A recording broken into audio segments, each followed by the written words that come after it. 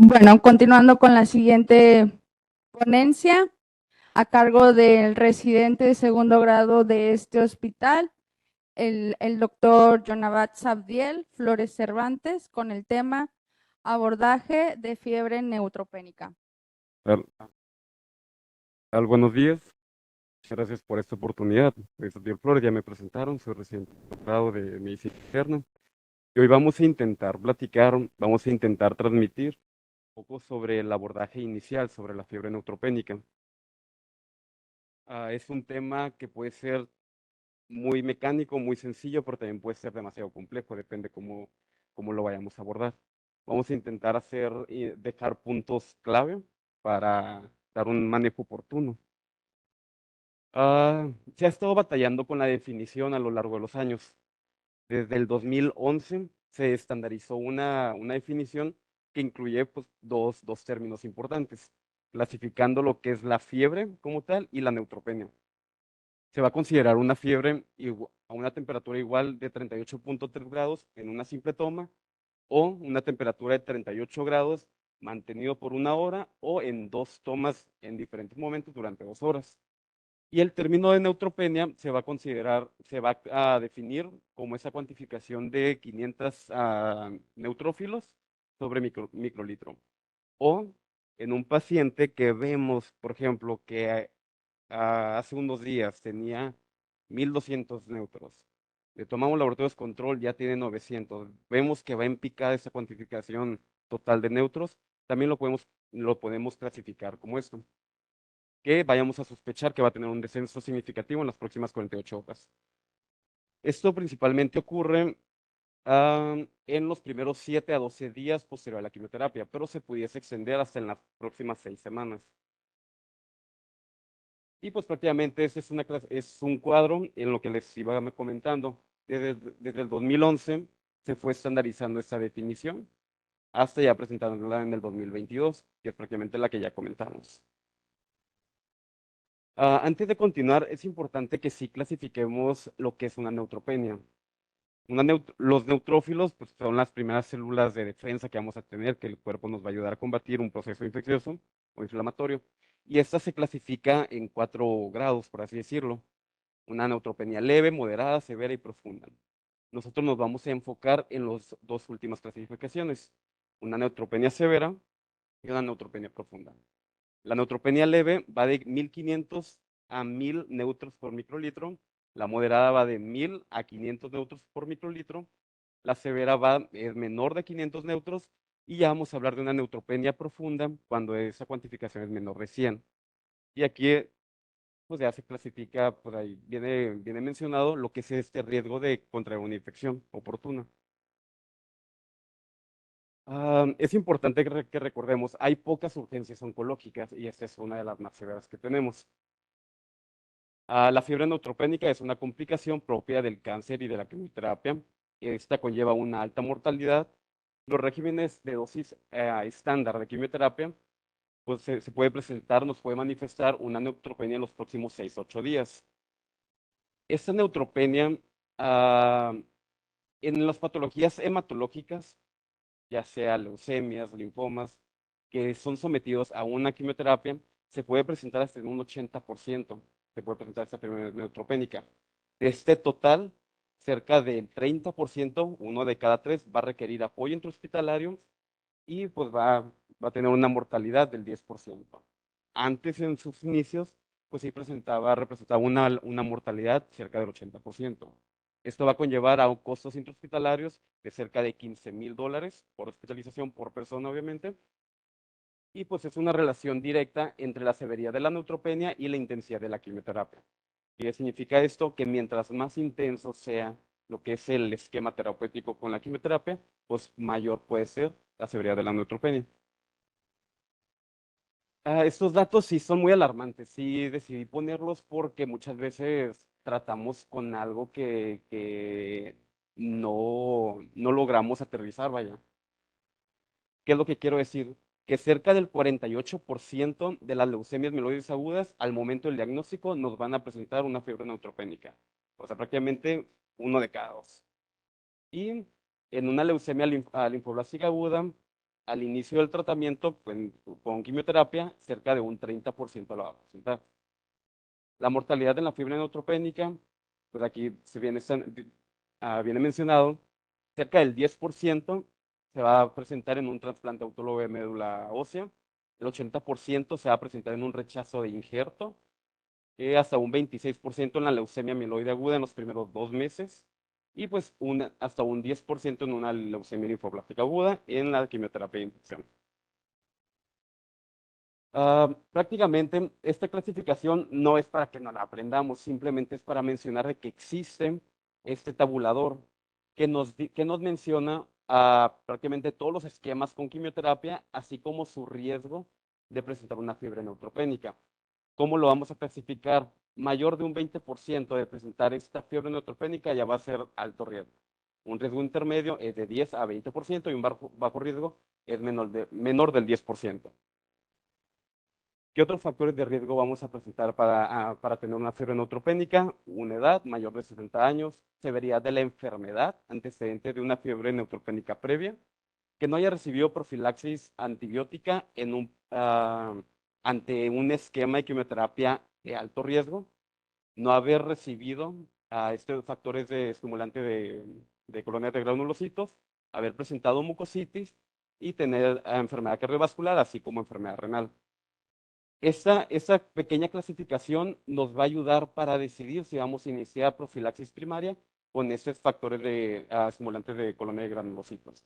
¿Qué significa eso? Ese tratamiento normalmente se inicia cuando vemos un paciente potencial a presentar una fiebre neutropénica y necesitamos que se estimulen esas defensas.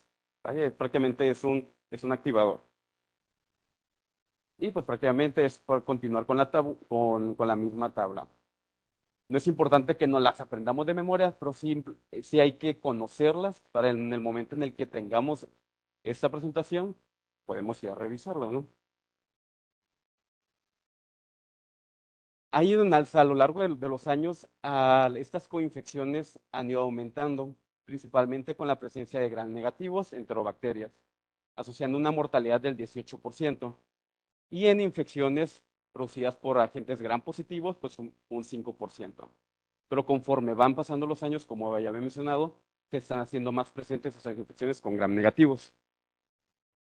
La mortalidad se estima acorde al índice MASC. Esta clasificación es muy importante, ahorita la vamos a ver, diciendo que un MASC de bajo riesgo nos va a dar una cuantificación, ahorita nos vamos a ir a la tabla, mayor de 21 puntos, se va a asociar a una mortalidad menor del 5%. Y un MASC de alto riesgo, que estrictamente sería menor del 21%, pero específicamente cuando tenemos menos de 15 puntos, la mortalidad puede ser hasta de un 40%, o sea, prácticamente 1 de cada 2. Es importante al momento de que recibimos estos pacientes, de que tenemos que entender de qué consta eso. Es un paciente muy potencial a presentar una infección, así como los síntomas pueden ser mínimos o nulos. ¿Por qué? Porque no va a haber una respuesta prácticamente inmunológica ante ello. Tenemos que dar un abordaje minucioso tanto al interrogatorio, hacer estudios de gabinete. ¿Por qué? Por lo mismo. Son pacientes que no tienen defensas y pueden presentar infecciones en todas partes, en cualquier parte, y no manifestarlas en un inicio. Como ya he mencionado, dar un abordaje completo.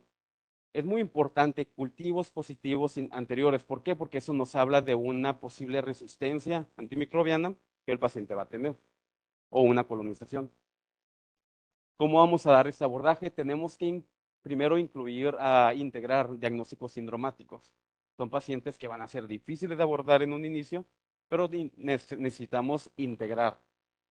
Ver si el paciente, pues primero, pues, ha presentado fiebre, por algo llegó, ver si presentó diaporesis, signos, datos de un foco infeccioso. Como ya había mencionado, hay que integrar diagnósticos sindromáticos, tos, faringodinia, disfagia, disnea, congestión nasal, rigidez de nuca, disuria, datos irritativos urinarios, datos gastrointestinales. Entonces, es el primer abordaje que vamos a presentar. No hay que olvidarnos también de infecciones cutáneas. Además, esos pacientes son portadores de catéteres venosos centrales, ya sean catéteres puerto, en los que reciben su tratamiento. No hay que obviar o no hay que descuidar esta parte. ¿Por qué? porque son sitios de entrada para generar una infección.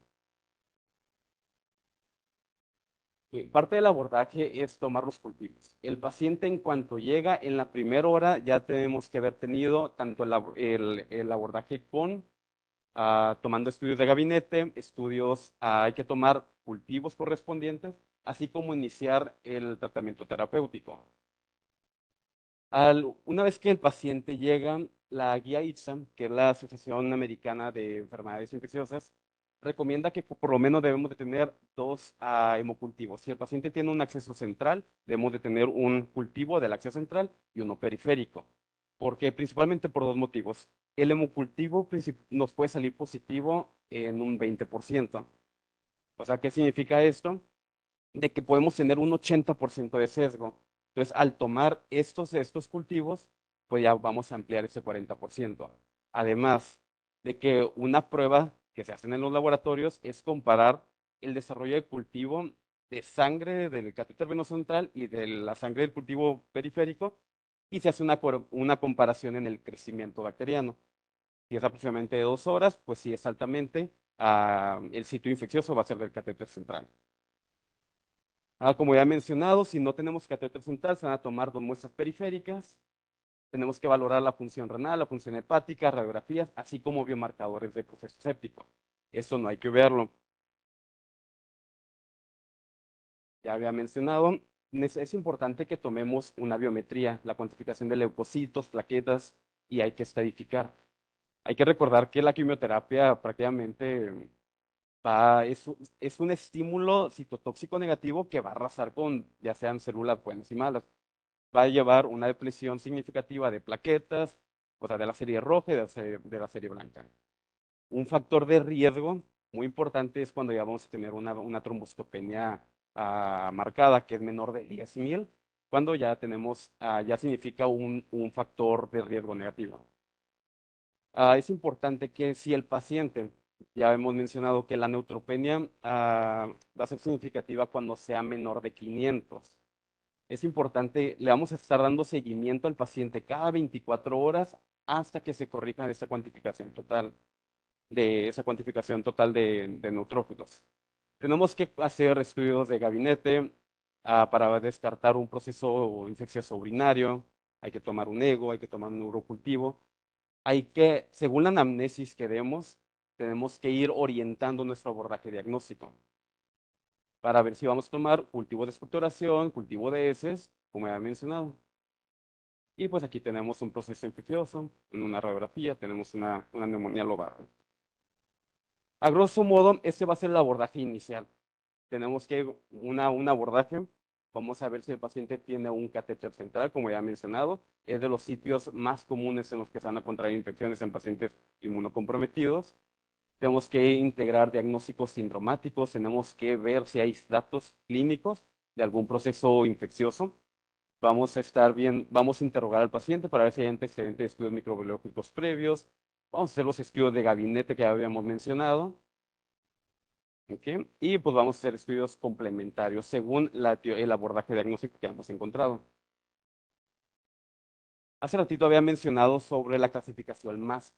Esta clasificación nos va a ayudar a determinar si es un paciente de alto riesgo o de bajo riesgo. Es una cuantificación inversamente al resultado, vaya, que si son un puntaje mayor de 21% va a ser de bajo riesgo, si es un puntaje menor de 21% va a ser de alto riesgo.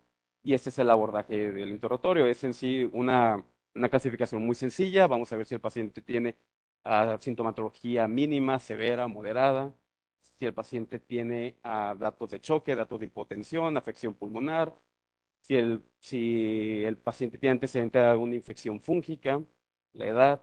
Entonces, ya una vez que hagamos este interrogatorio, que como habíamos mencionado, lo tenemos que hacer en la primera hora, esto nos va a ayudar a determinar qué riesgo es la situación, vaya. Al determinar este riesgo, nos puede ayudar si el paciente va a requerir un manejo intrahospitalario o ambulatorio. ¿Por qué es importante estadificar esto? Aquí ya vemos prácticamente personal médico, personal de enfermería, personal de todas las áreas que van a ser el primer filtro de estos pacientes. Entonces, a cualquiera de nosotros nos puede tocar una situación así. Entonces, tenemos que tener esta pericia de determinar si el paciente va a requerir un manejo intrahospitalario o un manejo ambulatorio. ¿Por qué? Porque sabemos que el paciente está inmunodeprimido y muchas veces, lejos de ayudarlo, lo vamos a perjudicar ingresándolo a infecciones nosocomiales. Otros factores de riesgo que ya hemos mencionado que no están clasificados en esta índice de más es si el paciente tiene una neutropenia profunda menor de 100.000 células sobre microlitros, que la ha mantenido sostenida durante 7 días, insuficiencia hepática, insuficiencia renal, así como comorbilidades, inestabilidad hemodinámica, antecedentes de haber presentado mucositis, que es un factor de riesgo alto en pacientes con antecedentes de haber recibido quimioterapia, alteraciones neurológicas, aparición de infiltrados pulmonares que hayamos encontrado en en el abordaje inicial. Prácticamente el tratamiento, como ya he mencionado, se va a clasificar ya una vez que tenemos la definición, ya clasificamos al paciente que sabes que sí tenemos una fiebre neutropénica, lo clasificamos, es un alto riesgo, es un bajo riesgo, vamos a determinar si el paciente es candidato para manejo intrahospitalario u ambulatorio. Ahorita nos vamos a enfocar en tanto el abordaje inicial así como el manejo intrahospitalario. ¿Por qué? Porque en el manejo ambulatorio prácticamente sería otro tema. Otro tema los que hay otras clasificaciones, clasificación de Cisne, en los que vamos a estar otra vez viendo qué factores de riesgo presenta el paciente y su máxima mejoría de recibir un tratamiento ambulatorio. El tratamiento consiste en valorar y brindar tratamiento de soporte, valorar terapia antimicrobiana, ver si el paciente es candidato de recibir una terapia antiviral, antimicótica y una terapia inmunoestimulante con factores estimulantes de colonia de granulocitos. Es importante, el tratamiento empírico, como ya habíamos mencionado, debe iniciar en la primera hora de haber recibido al paciente. Es un tratamiento que no debe de durar más de 4 días. ¿Por qué? Porque ya habíamos mencionado que los cultivos se van a tomar en la primera hora antes de haber iniciado la terapia antimicrobiana. Entonces ya van a tener un preliminar del cultivo en los primeros 3 días. Entonces eso sería lo ideal. Vamos a iniciar tratamiento antiseudomona con cefalosporina de tercera o cuarta generación, ya sea ceftazime o cefepime, piperaciclina, tazobactam o carbapenémicos. Hay estudios ya transversales que han estado realizando que en pacientes de bajo riesgo no hay máximo beneficio de dar una terapia dual. Esta terapia dual se va a dar en pacientes que tienen factores de riesgo, factores altos de riesgo de complicaciones, ¿no? Y es cuando ya vamos a agregar esta terapia en conjunto, ya sea con gentamicina o amikacina. Ya había mencionado, este tratamiento empírico debe ser los primeros 2, 4 días. ¿Por qué? Porque ya vamos a dar un tratamiento ajustado por microbiología, así como, o sea, el tratamiento ajustado por cultivo. En caso de que el paciente llegue a tener inestabilidad hemodinámica, que sea sostenido por los primeros 4 o 5 días, hay que valorar agregar tratamiento por anaerobios y sospechar en una colonización, en una coinfección por agentes fúngicos. Hay unas situaciones especiales que la ITSA sí nos hace mucho hincapié. En caso de que los hemocultivos hayan salido positivos, Staphylococcus aureus meticilino resistente, aquí se va a modificar el tratamiento. No vamos a iniciar con un tratamiento a base de las cefalosporinas que habíamos mencionado. Va a ser un tratamiento a base de vancomicina, captomicina o linezolid, ¿no? ¿Por qué? Porque no va a haber máximo beneficio. Vamos a dar un tratamiento al que esa bacteria va a ser resistente. En caso de que tengamos una infección por Klebsiella pneumoniae, productora de carbapenemasas, pues no va a ser, no le vamos a dar un tratamiento con carbapenémicos. Vamos a ajustar nuestro tratamiento con colistina o titiciclina. En pacientes alérgicos a penicilina, ah, nos sugiere la ITSA brindar tratamiento con cefalosporina. Sin embargo, no hay que olvidar esta reacción cruzada que se puede presentar con las penicilinas, cerca del 10%, o ciprofloxacino, más clindamicina o aztreonam, más vancomicina. Esta es una pequeña tabla con las dosis sugerentes. Es importante que no por ser una fiebre neutropénica, no por ser un paciente inmunosuprimido, vamos a ajustar nuestro tratamiento. Si es un paciente que tiene inestabilidad hemodinámica, es un paciente con actos de choque, un paciente séptico, vamos a dar prioridad y vamos a dar dosis tope al tratamiento. Ya una vez presentando mejoría significativa, vamos a ajustar. Si el paciente es nefrópata, si el paciente es hepatópata, vamos a ajustar el tratamiento. La terapia antiviral, estos temas que siguen es para ver si vamos a agregar tratamiento antiviral, antimicótico, y es un poquito controversial, vaya. El tratamiento antiviral sí se sugiere, está indicado en pacientes que hayan tenido una coinfección por virus del herpes. No hay que olvidar que la infección por virus se sospecha que es la segunda o tercera causa de infecciones en las fiebre neutropénicas, principalmente en pacientes hematológicos, leucemia mieloide o leucemia linfoblásica aguda o síndrome mieloidisplásicos. Pues, como ya he mencionado, vamos a agregar tratamiento antiviral en pacientes que ya tengan el antecedente de una infección por el virus del herpes, que han sido trasplantados de médula, pacientes con leucemia y en tratamiento de inducción, así como lesiones vesiculares de novo. Vamos a dar un tratamiento con aciclovir a dosis plena. Si tenemos sospechas, como ya hemos mencionado, en un inicio vamos a realizar una exploración física minuciosa. En caso de que tengamos datos clínicos, que hayamos hecho una punción lumbar, que hayamos encontrado datos sugestivos de una encefalitis viral, el tratamiento va a ser igual con aciclovir. En caso de que tengamos la sospecha de una infección por citomegalovirus, vamos a cambiar el tratamiento con el ganciclovir. En caso que tengamos una sospecha, ya sea por familiares coinfectados con influenza y el paciente tiene una sintomatología similar, pues vamos a dar el tratamiento dirigido con ese oseltamivir o zanamivir. La terapia antimicótica es otro tema controversial, nada más que no tenemos que obviar esta situación. Estos pacientes, al haber presentado que tengamos una infección micótica en algún sitio, la misma inmunosupresión los hace potenciales a hacer una candidemia o una infección sistémica por un agente micótico. También tenemos que sospechar en un paciente que ya tenemos un tratamiento pleno con terapia antimicroantibiótica y a pesar del cuarto día persiste con fiebre, deterioro, no hay que dejar pasar esto, vaya, porque puede ser una candidemia significativa y pues tenemos que brindar tratamiento correspondiente. En pacientes que tengamos antecedente de candidemia oral, candidiasis esofágica, que tengamos ya un cultivo positivo con sospecha de cándida o inclusive en un estudio de imagen vemos este aspergiloma o esta imagen sugestiva de infección por aspergillus, ya tenemos que dar un tratamiento indicado. Y por aquí se brinda aquí pongo lo que es la tabla. En un paciente que ya estuvo en tratamiento con fluconazol, las guías te recomiendan que no reinicies un tratamiento con fluconazol, que lo puedes iniciar con caspofungina o igual anfotericina B.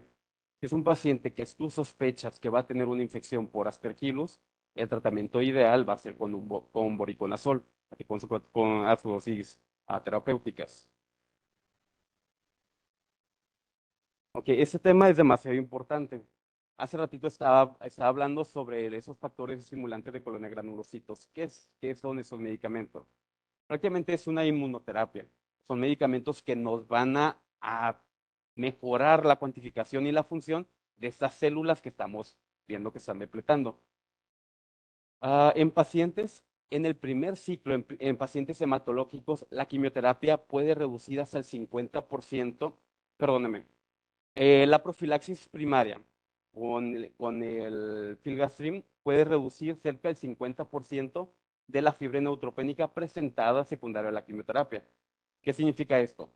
Que vemos pacientes de alto riesgo, como ya vimos en las tablas, según la quimioterapia que van a recibir, si es más del 20% de presentar una fiebre neutropénica, eso significa que es de alto riesgo presentar, ¿no?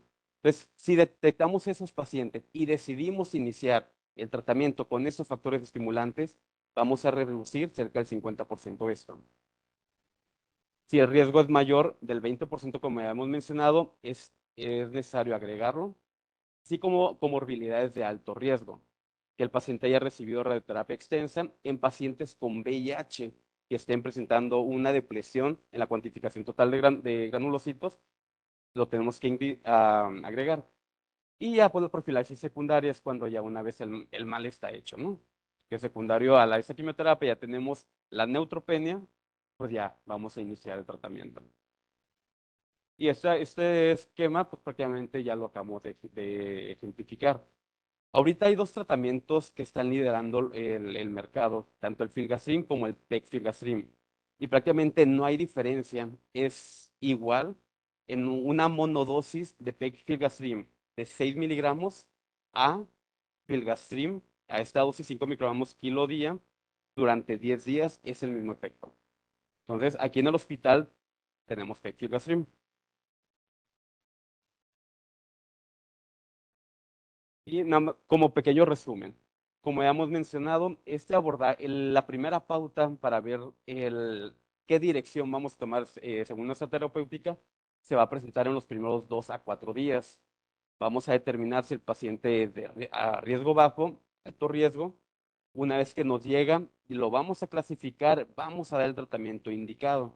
Si el paciente es de bajo riesgo, el paciente está hemodinámicamente estable, no tiene factores de riesgo, podemos iniciar con tratamiento antibiótico vía oral. Y una vez que tengamos una cuantificación meta de los neutrófilos, que serían de 500, así como 48 horas a febriles, podemos valorar retirar lo que es la terapia antibiótica. Sin embargo, al tercer día ya vamos a tener lo que son los resultados de los cultivos, vamos a redirigir nuestra terapia empírica y vamos a valorar si el paciente es respondedor a nuestro ajuste terapéutico o no es respondedor. En caso de que sí esté respondiendo, que esté febril el paciente según el ajuste que hicimos, vamos a terminar un esquema durante 14 días, de 7 a 14 días, y una vez que se hayan corregido los valores meta de los neutrófilos, y con su contraparte, en pacientes que no hayan respondido a nuestro ajuste terapéutico, tenemos que reinterrogar, reabordar el paciente, volver a realizar estudios de gabinete, algo se nos puede haber pasado o el paciente está complicado con algún otro agente. Es un esquema similar en lo que vamos a valorar aquí en los pacientes, si son de bajo riesgo o alto riesgo. Si el paciente es de bajo riesgo y está febril durante las 48 horas que habíamos mencionado, podemos valorar ya retirar lo que es la terapia antimicrobiana. Si el paciente una vez que agregamos, ya por ejemplo lo tenemos aquí en el alto riesgo, tiene criterios que nos clasifican a alto riesgo de presentar esa fiebre neutropénica, pero el paciente está febril durante 48 horas y lo tenemos en terapia dual, podemos suspender la terapia con aminoglucósidos y continuar con nuestra terapia, ya sea a base de carbapenémicos o cefalosporinas. Y si un paciente ya tenemos identificado nuestro microorganismo etiológico, vamos a terminar lo que es la terapéutica durante 7 a 14 días. Ya para concluir lo que es este tema, ese es un área muy controversial. ¿Qué tanto vamos a dar el tratamiento? ¿Lo vamos a dejar por 7 días, por 14 días? Si el paciente lo tenemos a febril, es de bajo riesgo. Si lo tenemos a febril durante 48 horas, logramos metas de neutrófilos de 500 células sobre microlitos, hemocultivos negativos, y el paciente está estable, podemos retirar lo que es la terapéutica. Y en pacientes con infección documentada, vamos a dar tratamiento antimicrobiano hasta que se resuelva lo que es la neutropenia. En pacientes que están inestables, que tienen inestabilidad clínica, fiebre persistente, hemocultivos positivos, clínica de infección, tenemos que valorar reajuste terapéutico. Como ya hemos mencionado, si durante los primeros 3 días nuestra terapéutica no está funcionando, vamos a reajustarlo. ¿En qué situación única vamos a retirar lo que es la terapia antimicrobiana a pesar de no haber llegado a metas, que son los 500, que tengamos menos? Va a ser claramente que el paciente tenga más de 100 células por microlitro y que sea febril durante la última semana y no tenga complicaciones. Cabe mencionar, hace ratito había comentado, los pacientes hematológicos son los pacientes que tienen más alto riesgo de complicaciones. Entonces, si tenemos un paciente hematológico que acaba de recibir terapia con quimioterapia, no vamos a suspender la terapia antibiótica hasta que logremos los valores meta. O si el paciente va a estar todavía lo vemos sobre la curva depresiva del linaje secundario a la quimioterapia, vamos a continuar lo que es el tratamiento antibiótico. ¿Alguna duda? ¿No? Bueno, prácticamente este fue mi tema. Espero lo intenté hacer un poco conciso, un poco explicando lo que es el abordaje puntual. ¿Para qué? Porque aquí llegan muchos pacientes prácticamente. A lo largo del año pasado nos llegaron cerca de 10 o más. Entonces es algo que vemos rutinariamente, entonces es algo que tenemos que tener fresco y, y tener prácticamente el tratamiento pues, ya en mente. Muy bien. Agradecemos la participación del doctor Jonadab Sadiel. En este momento abrimos micrófonos por si aquí en el auditorio o vía online tienen alguna pregunta sobre el tema que se acaba de exponer. Hola, ¿qué tal? Buenos días. Primero que nada, muchas felicidades. Es un tema muy bonito, muy interesante y a lo mejor dijiste un número de que vimos 10, pero realmente vimos esos mismos 10 pacientes una y otra, ciclo tras ciclo, regresaban y hay que dejar bien en claro que sigue siendo una urgencia oncológica en la cual veo, sí, todavía están mis compañeros residentes de urgencias, ellos van a ser el primer contacto ahora que ya los tenemos en este hospital.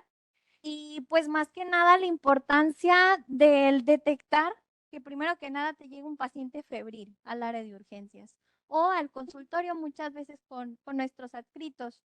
Entonces son referidas al área de urgencias para nosotros ingresarlos.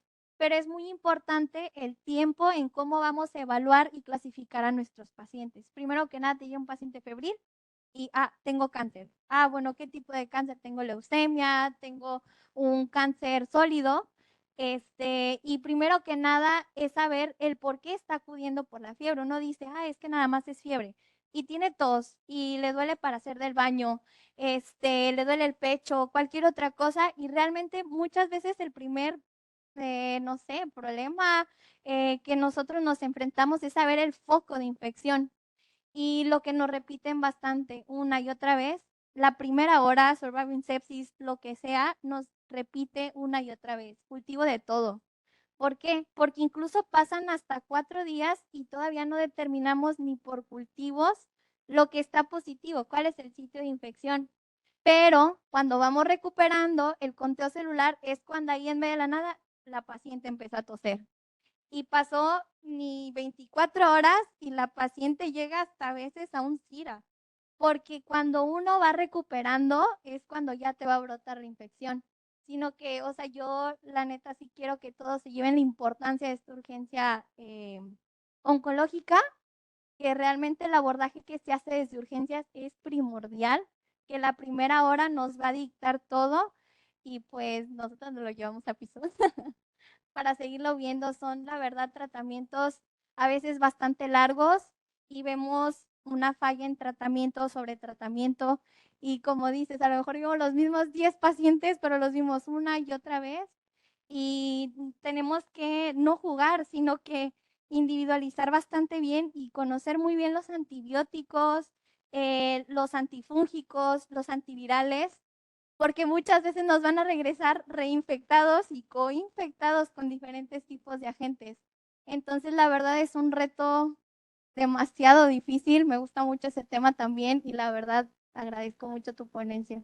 Pues yo también ahorita, excelente ponencia, realmente un tema que muchas veces nos da dolor de cabeza porque llegan los pacientes como si fuera una marea, eventos catastróficos, y pues sabemos que también hay que tener paciencia, así como lo resultaba usted en su clase, en su ponencia, por todos los aspectos que debemos de vigilar en cuanto al diagnóstico y tratamiento. La verdad, lo felicito, una excelente ponencia y pues enhorabuena. Muchas gracias. Bueno, pues como siempre, muchas gracias, Abdiel. Gracias por estar aquí, gracias por aceptar la invitación. Yo sé que no es fácil, ¿no? Estar aquí enfrente de todos nosotros. Has expuesto muy bien, lo haces muy bien y yo te quiero felicitar y dar las gracias. Y punto número uno y punto número dos, yo quiero hacer un breve comercial, un breve comentario, no nada más en los pacientes con fiebre y neutropenia. Necesitamos hacer el énfasis en el adecuado abordaje de todo paciente que llegue infectado, estamos en la obligación, obviamente, de iniciar una terapia si es la sospecha de una infección, orientar nuestro diagnóstico lo mejor posible hacia el foco y abordaje hacia los gérmenes más esperados, conocidos, con un tratamiento a ciegas, empírico, pero estamos obligados a cultivar a los pacientes de manera temprana, no nada más en el paciente neutropénico, sino en todos y cada uno de los pacientes, porque hoy por hoy las resistencias bacterianas nos juegan en contra, vamos en contra. Estamos produciendo antibióticos a una velocidad mucho más lenta de la que las bacterias están aprendiendo a defenderse. Entonces, una de las medidas en las que insistimos mucho, uno, identificar el sitio probable de infección. Número 2, enfocar tu tratamiento empírico basado en esa sospecha o las guías que te estén mostrando, dependiendo del caso. Pero piedra fundamental, y eso es en lo que yo quisiera hacer el breve comentario y comercial y petición a todo paciente, en cuanto lo vean, dicen o decían mis maestros, la misma pluma que está indicando el antibiótico es la misma pluma que ya está solicitando los cultivos. Es la misma, no puede ser otra. Entonces yo creo que eso es una enseñanza que tenemos que llevarnos, porque realmente yo, como repito, vamos en contra. La industria farmacéutica no está sacando nuevos antibióticos a la velocidad en que las bacterias están aprendiendo a defenderse. Muchas gracias. Bueno, pues agradecemos al doctor. Si no hay más preguntas, pues hacemos entrega del reconocimiento por tan excelente ponencia del abordaje del paciente con fiebre neutropénica. Un aplauso para el doctor.